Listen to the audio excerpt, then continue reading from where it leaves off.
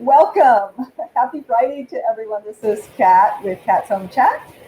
I am the CEO and visionary of Tada Kat, Next Level Staging and Design, where we create magic through visual connections, whether you're selling or dwelling. But I'm here today with my esteemed guest, Scott Frnka, and he's going to share with us. He is a broker, a realtor broker for many years now. And he just recently won an award that caught my attention. Scott and I go back 8-9 years. His company managed a property of a referral that I had given to him. And we were just chatting before the show about that. He really makes a difference. And this award that he won is Making a Difference Award. And Scott really has a servant's heart. And coupled with that, he's extremely knowledgeable in what we're going to talk about today, and that is in today's climate, whether you're buying or selling, there are many pieces to the puzzle without the anomaly of today's market. But more importantly, Scott's going to share with us what you need to know, whether you're a realtor, you're an investor, a flipper, a seller, a buyer, some of the key components that you need to be aware of when looking for an agent, when doing a transaction that could keep you out of trouble in more ways than one, and ensure that you're going to have a successful transaction. So without further ado, Scott Frnka from Frank Realty Group, KW Professionals. Scott, welcome. Thank you so much for joining me this morning. I appreciate you having me. Thank you. Absolutely.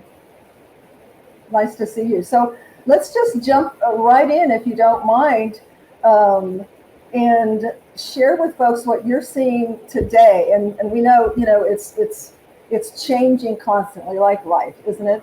But what are some of the hot things that you're seeing today as kind of, either pitfalls or, how we can prevent pitfalls in the buying or selling transactions? And I know that's a lot. If you want to break it down to buying and then selling, I'm good with that. I'm sure we will have listeners out there who are on, both either or of the transaction. Sure. Well, let's start with purchasing a home. I think that's okay. Probably the best place to start. Okay. If you're in the buying market right now, I'm sure you're hearing horror stories about lack of listing inventory, demand being very high for homes, people coming in from other states with pockets full of cash, that they're just buying a home for straight up cash, and somebody who's an FHA buyer or a VA buyer or even a conventional buyer just doesn't stand a chance. That's not entirely, and that's a rumor, right? That's not necessarily true. That's not necessarily true. I can tell you that as a buyer, you're going to have to be somewhat prepared to be faced with a multiple offer situation on any home that you go under contract on. You probably are going to be up against cash buyers. You probably are going to be up against conventional buyers who have a significant amount of money to put down. You are going to be in a situation where you may have to be prepared to offer over list price. It has been a market for about the last year and a half, maybe, where we are seeing multiple offers on just about every listing. So is that, Scott, slowing down? Is that slowing down somewhat on the multiple offer situation? It depends on where you are, and it depends on the house, and it depends on the price range, I think. I am starting to see some homes sit out on the market a little bit longer than they had been. When you look at the days on market, it's just incredible to me that you're seeing numbers in the single digits, really kind of across the board.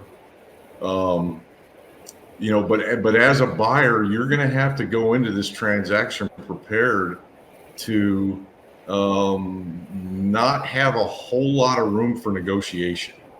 Or at least that's what the case has been. And so what I mean by that is you're either going to be offering at list. There's not going to be any low ball offers. The seller has been coached by their agent that even if the buyer runs an inspection on the property,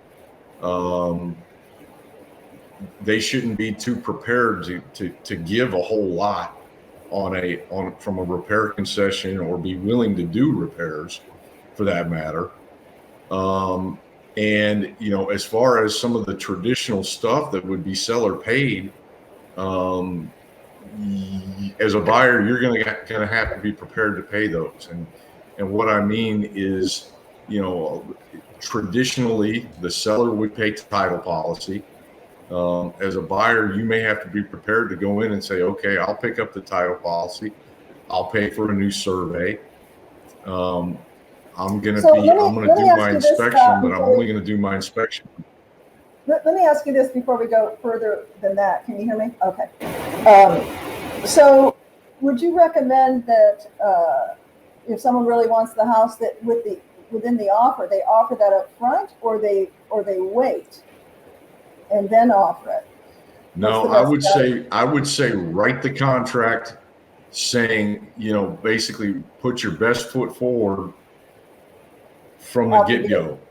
Okay. Because if you're going to be in multiple offer situation, and you're not going to be the only offer, it's going to be, a review by the seller, and they're going to look for the best terms, and they're going to look for the best price. And if you're not putting that best foot forward from the very beginning, that seller is just going to discard that offer and say, well, I'm going to look at these others that are more advantageous to me. Okay. So, you just got to be prepared, or you've had to be prepared as a buyer to go in and be willing to do some things that were either previously negotiable items, or, not even given a second look by the seller and saying, okay, I'll pick that up. And to write a contract in today's market, asking for any kind of seller concession on closing costs, that's not going to be looked on favorably right now. Not done. So let's go back to the statement that we made, or that you made, about cash isn't always king. Cash isn't always. So what are those anomalies? Because, folks, I think, typically think that price is the only thing that you negotiate. Now, we know cash is powerful, so we're going to put a pin in that for a second. But, as you and I both know, there's multiple, I don't know, I'm sure somebody has counted them, areas of negotiation. Now, those have been minimized from a buyer standpoint because of the current market conditions, but there's still things that can be negotiated, soft things such as, a lease back, or, everybody's situation is different, how long the escrow is, things like that. So give us an example or two where cash is not necessarily going to win over a financed deal. Well, I think there's probably a couple of things there. Cash buyers often tend to think that just because they're buying cash and time is money, and they can, with a cash buy, you can do a relatively quick close from contract to close. A lot of times it's 2 weeks or maybe even 10 days, because at that point, it's really just a matter of title and title issues being cleared up and things of that nature. So cash buyers often come in with the attitude of, well, I'm going to offer at list, or I'm going to offer below list, and that's going to win me the offer. But Gotcha. as a conventional buyer, or even FHA or VA, you have the advantage of going in and saying I'm going to offer full list price, or I'm going to offer over. Gotcha. Okay, so let's punctuate that. So I think that's worth repeating, because I have heard this. Well, there's just so many cash buyers out there. And so that's a great point, Scott, that, when you're looking over a 30-year or even a 15-year financed at less than 3 or whatever the market is, 3.5%. Oh no, it's going up. You're not going to get 3.5% now, unfortunately. Was it 3.99? No, it's over 4 now. Oh, is it over 4? But still, 4. I just go, ha ha ha. That's funny. My first house, I paid 13% in 1988. So it's all relative. It's just crazy money. It's when you're financing it, it means this much, but to a cash buyer, it means a lot. They're giving out their cash. So finance buyers can win over cash buyers. That's the message I want to reiterate. Because many of the cash buyers come in and try to lowball these investors, flippers, etc. Hey, I got cash. I can close in 10 days. Well, guess what, guys? There's finance companies out there, and we'll be talking to some in these coming weeks, who can close in 10 days. Okay, so that's not always king. And I think that's a good... And then I think the other thing that you've got to be prepared to do as a buyer is when you make that offer on that house, you've got to be, 100% dialed in on your financing with the lender. And if that listing agent calls your lender and says, hey, how does this file look? Are these good buyers? Are they strong? How quickly can you close? All that kind of stuff. Sometimes the best situation is already to get is to get yourself an underwriting, even though you may not be contracted on a property. So lender how does that work? Well, the lender can do like a pre-underwriting type of thing and get you all the way to that point. Instead of just verifying, income and assets and credit and all that kind of stuff. But don't you don't have to have an address on that? Well, you do, but you could get it all the way to the underwriting stage, and that lender could tell that listing agent, yeah, these people are ready to be underwritten. I've already checked them for income, assets. We've run credit. We've done all those kinds of things. They're 100%. Yes, I've talked to escrow companies. Yeah, they can do a pre-escrow. I don't know that they can get it fully into underwriting without a specific address, but you're absolutely right. What they can do is get it into a pre-escrow and get all, all those things that you talked about done, where all they have to do is plug in the address and the exact address. So you've got a leg up. So that's a good point. They can anticipate what an underwriter is going to want to see. Right. As far as conditions that may potentially need to be cleared. And as long as all those things are in line, that's going to put that buyer in position to close a lot faster than the typical 30-day contract to close. Exactly. You brought up an interesting point about leasebacks. I'm not seeing it as much now, but we were definitely seeing it last year, where a lease back, where you allowed the seller to stay in their home for 30 to 60 to 90 days at a nominal fee, sometimes could win you an offer, or sometimes could win you an offer over a cash offer as well. Absolutely. And that's what I was making a point. There's other things that are important to that individual. It's not always straight cut. I want the I want the highest price. Right. Yeah, and I think it's important that as a buyer, your agent gets on the phone with that listing agent before you even submit the offer and say, and have that conversation with the listing agent and say, okay, what's the seller looking for? What could potentially win us this house?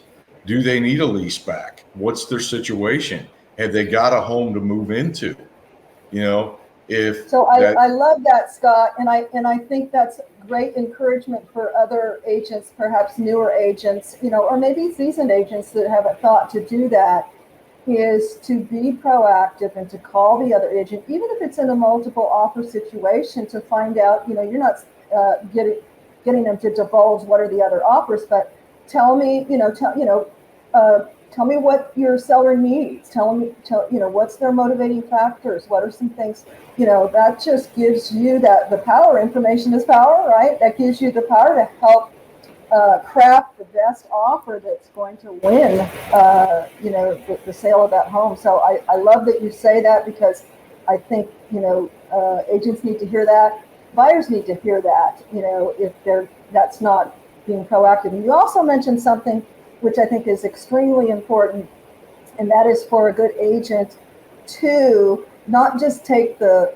word of the agent. I'm not saying agents, it's just that, agents aren't the lenders. Make sure you contact the lender and have that conversation with the lender to say, hey, we're getting ready, we've got other offers, we're getting ready to accept this offer. How does it look? Even once they've accepted, so you could either part ways before the option period or what have you, but to find out how strong they are.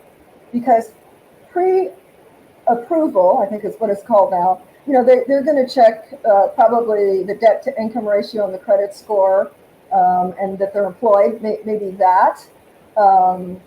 But there could be other mitigating factors. How much are they putting down? What is their specific situation? Just to make sure, what are some other things? Just to make sure that they're the strongest credit package that could be selected. Well, if you're a listing agent, your fiduciary duty is to your seller. You're obligated to ask those questions. And as a listing agent, it's 100% your right to talk to that lender for the buyer to say, hey, I need to know about these buyers. What can you tell me? You don't have to give me personal information, but how strong are they? And are we really going to be able to close these, close this in 30 days or whatever it says on the contract? Exactly. Because at that point, something may come up that, oh yeah, everything's really strong. They've got this and it's down. We just have to make sure we can get you and I talked about this, that we can get the funds from another foreign country out and liquidate and this and that, but we don't see a problem. Okay, that could be a potential flag up. Or something that you might want to address and get some further documentation from. And plus, as the listing agent, if you're a seller, you're going to want to know what's going on once that contract goes into escrow. As a listing agent, you're setting the expectation with that lender that you want to be updated just as much as the buyer and the buyer's agent wants to be. Really good lenders are going to provide at a minimum at least a weekly update, and they're going to update all parties to the transaction. Yes. I think communication is key. You and I talked before the show. I started back in my real estate career back in California, and at the time, 25 something years ago, I had some really bad experiences with less than professional agents on the other side of a transaction. I was primarily doing listings, and I think communication is key. Whether you're a full-time agent or part-time agent, to communicate, set the proper expectations, and stay connected to your clients, whether buying or selling, to keep them updated. Let me ask you on the multiple, taking a little twist, but the same topic, multiple offer situation. Do you, in your opinion, do you think it's ever appropriate or a positive thing to have someone write a letter, hey, I'm a single mom with 2 kids, and grandma lives in the neighborhood, and we love the school district, anything like that? And so you're shaking your head no. So it used to be, in days gone by, that was appropriate. Why would it not be appropriate today? Well, those are called love letters, and love letters have undergone a lot of scrutiny lately. And they are now considered a fair housing violation. Really? Wow. Yes. So that's what, my brokerage is very, very in tune with current laws, current, just overall compliance issues. And one of the things that, we have been told is that love letters should be avoided at all costs because they could be considered a fair housing violation. I see. And as much as we'd like to present our case, or a buyer would like to present their case to a seller, it is not something that is recommended. It's not something that I would do as a buyer's agent. It's just Okay, perfect. they've just undergone a lot. They've undergone a lot of scrutiny, and yeah, gotcha. Yeah, and that's what I've heard. That this was kind of the the feelings today is to omit the love letters, and I can see where those would be kind of looked at as above the straight offer. So let's talk about addendums. You and I talked briefly on the pre-call about some kind of do's and don'ts that agents might be doing, and this is to be aware for clients as well, sellers, buyers. What are some things that you're aware of that should not be on addendums, or that are done correctly or incorrectly on addendums, which is basically an add-on to a contract? Well, yeah, it's attached to the contract. Right. So, mistakes that I see a lot of times, or I don't want to say violations, but just mistakes. One of them is the HOA addendum. You're going to hear differing opinions out there that the HOA addendum is a seller-initiated addendum. No, that's not what it is, because it's a negotiable piece of the contract. Anything that is a negotiable piece of the contract should be buyer-initiated, not seller-initiated. So oftentimes I see HOA addendums out on the documents that are in with the MLS listing, and the HOA addendum is included in it. I'm like, no, this is something that should be initiated with the buyer, or from the buyer. Notices and disclosures are absolutely seller-initiated forms. So the seller's disclosure, if the property's in a MUD district, if the property's in a public improvement district, those types of notices should absolutely be provided by the seller to the buyer. But addendums are negotiable negotiable attachments to the contract, and those should be initiated by the buyer, not by the seller. So does that also mean it would be paid by the buyer? So, I mean, I think. Okay. Well, yes, on the HOA addendum, there's like 4 boxes, and so that's why, that as a listing agent, you've got to review all the parts of the contract, not just the price of the home, and not just when it closes, or not just what the option period is and what the option fee is going to be. You've got to evaluate all the different parts of that contract, and the addendums are a huge piece of that. Okay, so that's what you're seeing as a kind of a glaring thing, is the addendums are kind of being skimmed over and not really looked at carefully like they should be. Well, not necessarily. I mean, if it's a good listing agent, they're going to review all that stuff, and they're going to come back and say, okay, what did you mean by this on this addendum? And they can flat out say, well, my seller isn't going to pay for that. But as a buyer or a seller, when you're interviewing agents to work for you, or considering hiring them, they absolutely have to be familiar with all the different moving parts of the contract. Well, of course. And I know Keller Williams, they're big on education, and they have, a whole education team that, keeps them in compliance and knowledgeable of those kind of things. So we're going to wrap up. We get a lot of different people in place to keep you out of trouble. What's that, Scott? I said, we've got a lot of different people in place to keep agents and buyers and sellers out of trouble. Yes, and that's key. Yeah, especially with the fast-paced movement of today and today's climate. So we've got about 5 minutes left, Scott. Is there anything else you'd like to share with our audience today? Well, I mean, I think we've covered, we could sit and talk for, half a day about some of these issues.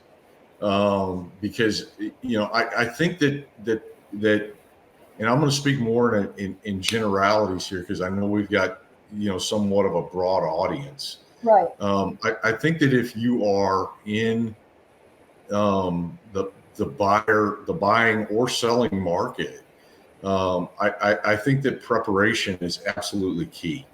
And I think that, the agent, and I would whoever you absolutely hire, agree, which is why you need to call your realtor and then your staging professional. Because, yes, some absolutely. realtors are at the, well, I'm just going to put it up and, it's going to sell. Well, you owe it, again, fiduciary relationship with your client. You owe it to your client to milk every ounce of that equity out. And, Right. I've said it before and I'll say it again, buyers justify price with emotion, and staging, whether you use our company or another company or you do it yourself, creates emotion. We're seeing it over and over and over again, even in today's climate, where stuff has been on the market for months. We stage it, they get an offer. Last week, we had 2 last week that happened. So, you owe it to your client to not be lazy and just go, well, whatever, I'm going to make a ton of money. Well, and I think a key word that you just used is emotion. Yep. The home buying and selling process can be a very emotional experience for the buyer and seller.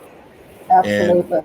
And I think that, well, bottom line is this: as agents, brokers, realtors, whatever you want to call us, our job is to get the transaction to the closing table.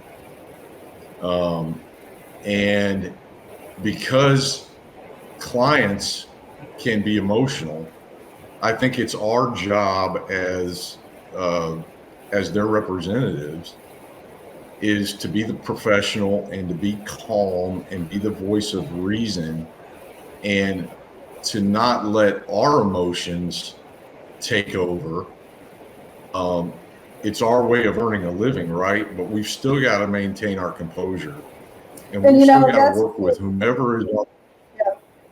That's so important. Yeah, that is so important. We can't get emotional. Is to not escalate. Your client gets upset. You need to be the problem solver. You need to be the puzzle master. I will help you, guide you through every piece of the puzzle. And, that's so important. I'm glad you mentioned that, Scott. It's the real estate agent's professional job to keep them calm, because there are ups and downs. And its expectation is communication, letting them know, this is going to probably be a little emotional right here.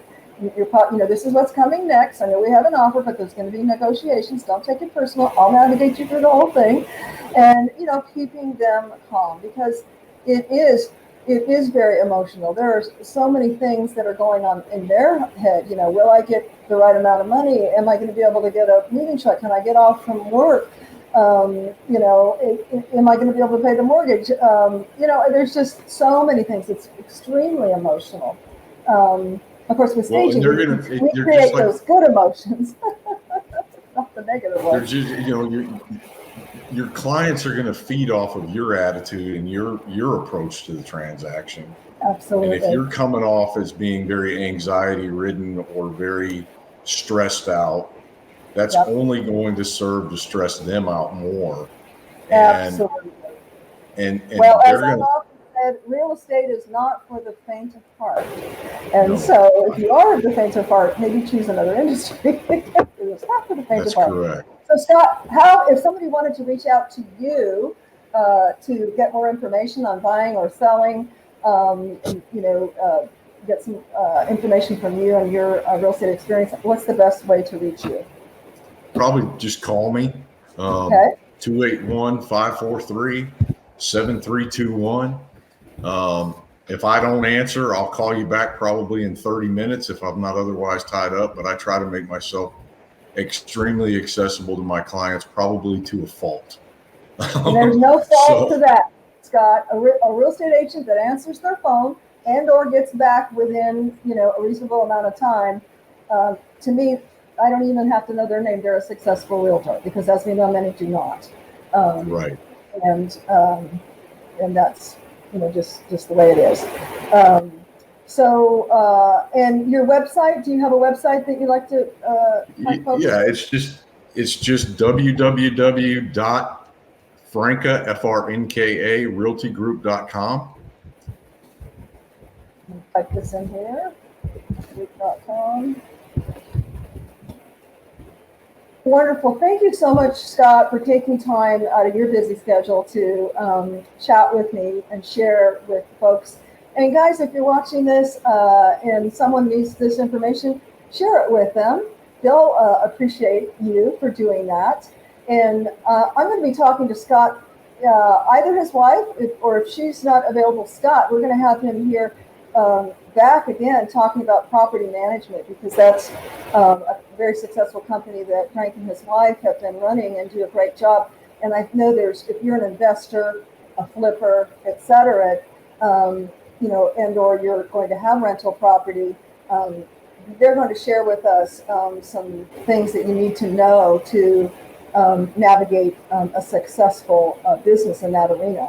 So thanks again, Scott, and everybody out there. The other thing I wanted to mention is we also have a Google business page. It's just Frnka Realty Group. You can look us up on there too. I mean, Google is today's yellow pages or white pages. And so. Yes, I'm just now getting connected. In fact, I'm going to send you something from Google. So just Google his group and that will come up as well. And you can get a hold of him there as well. Thanks again, Scott. Everybody out there, enjoy this beautiful weather if you're in Houston. I know Denver just had snow. That's crazy. But stay positive, stay hopeful, stay connected, and we thank you so much for connecting with us today. And we will see you next week. Have a super duper great weekend. Bye.